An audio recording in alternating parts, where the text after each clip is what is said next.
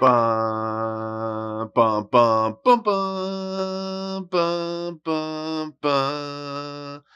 Bum, bum, bum, bum, bum, bum. That's right, guys. Welcome to Movie Importance Flashback Reviews, where we take movies from our past, present, and break them down for your enjoyment. As always, if you like what you see, remember to rate, subscribe, check out the YouTube channel, Facebook, and Twitter. Email nlapolo113@gmail.com if you have any questions. So, guys, we are at the end of Phase 1 of the Marvel Cinematic Universe. We are going into the Avengers. Probably the craziest thing in movies, the craziest things in comic books, the craziest things of anything that's happened probably in the world of cinema, because this is a massive undertaking of a movie. This is the culmination of everything that happened in Phase 1 and will be the setup for everything that happens later on. And you guys know the Avengers. Everyone saw this movie because it's made like $1.5 billion worldwide. But I'm just going to run through the cast because it's massive. Of course, it's directed by Joss Whedon, who is a comic book nerd. He also created Firefly and Angel and Buffy the Vampire Slayer. So the fact that they brought him in to do this movie with his comic book knowledge and his script doctoring and so on and so forth is not really surprising. This is a perfect movie, a perfect vehicle for Joss Whedon. But let me just run down the cast of who's in this movie. We got Robert Downey Jr., we got Chris Evans, we got Chris Hemsworth, Samuel L. Jackson, Scarlett Johansson, Mark Ruffalo, Jeremy Renner, Cobbie Smulders, Tom Hiddleston, Clark Gregg, and of course Stellan Skarsgard. Wow, that's a lot of people, guys. Just think about this for a second. All these characters from all of Phase 1 are mashed together into a cohesive whole that is the Avengers. And the storyline is this. They have released Loki onto the world, and he wants the Tesseract. He's going to, have the Chitauri invade. He's been just creating all kinds of chaos, and all the characters from Phase 1 have to go and take him down. What's interesting is Loki, who is from the Thor universe, has caused a lot of mischief. Thor thinks he's dead, and when Thor learns that he's alive, he goes after him. But the problem is he has to face off against Iron Man, Captain America, Hawkeye, Black Widow, Nick Fury. And so they have to work together. Incredible Hulk's in this movie finally. And they, like I said, they all have to work together. They all have to find a way to take down Loki. But Loki has his own plan. And this movie is about the initiation of the Avengers, the culmination of everything that has gone down, everything that Kevin Feige was planning. In the long run, this movie is insane. This movie is ridiculous. It shouldn't be possible. There's not a movie like this out there because, yes, you have movies that culminate into certain things. You have, trilogies. But how do you take 5, 6 characters from different movies, different types of genres, and mash them up together and just make something so potent and so powerful? This movie has a lot of stuff going for it. It has a lot of crowd pleasing moments. You finally get to see, Captain America fight Iron Man. Thor takes on, tries to take on both of them. And then you have like the big idea of just what the Tesseract is going to do, how it's going to unleash power into the world. And it's just, there's so much stuff going on in this movie. It's like, how is it even possible? But somehow they made it work. And there, like I said, there's so much good stuff in here between, the flying ship to them fighting with each other to the eventual battle in New York to, just how Loki is manipulating everyone. It's kind of a shame that Jeremy Renner's Hawkeye is kind of put to the side because his character is he's a lot of fun. It's interesting to see Loki take over Hawkeye and the Stellan Skarsgård character, to make them create the weapon that will release the Chitauri. And I don't know. It's bonkers to think about that something like this could happen because, what this movie starts out as is it's interesting if you think about it. This movie starts out as low key. It's kind of like the Phase 1 movies, and it starts to ramp more and more and more till we get our final conclusion of the Battle of New York. And it's just I can't explain what the feeling was like when we heard about this was going to happen.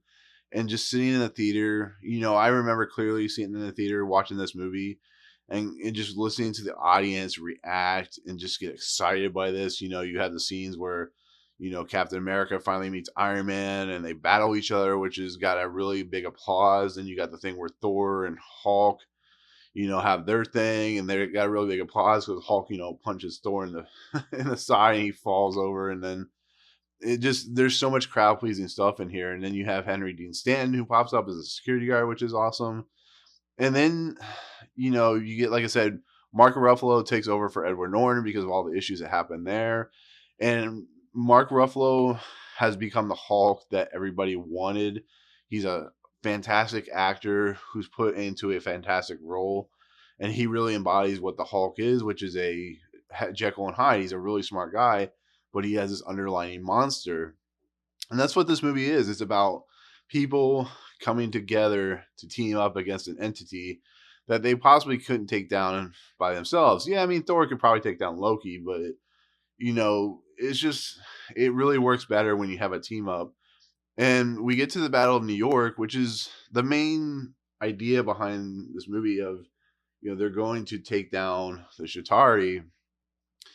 And after we've ramped up everything, after the Avengers have broken down and have to come together, we just get this amazing action battle sequence that is just something straight out of a comic book. I mean, I'll show you. Here's the shot that got everybody so excited, and I'll play it right now.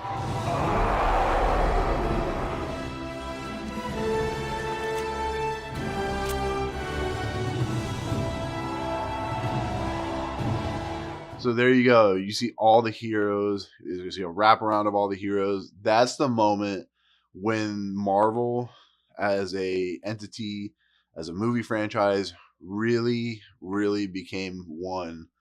And that's where everything takes place afterwards. Everything goes forward. Everything gets bigger, grander, and just more intense. And it's just crazy to think about. I mean, that battle sequence with the whole one shot, you see the different Avengers doing different things, is insane.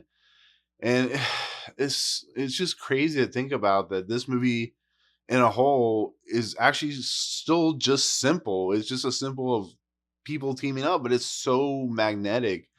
And Joss Whedon's script is so magnetic. And just the fact that they took Loki and made him the main villain because he was on a hot streak after Thor.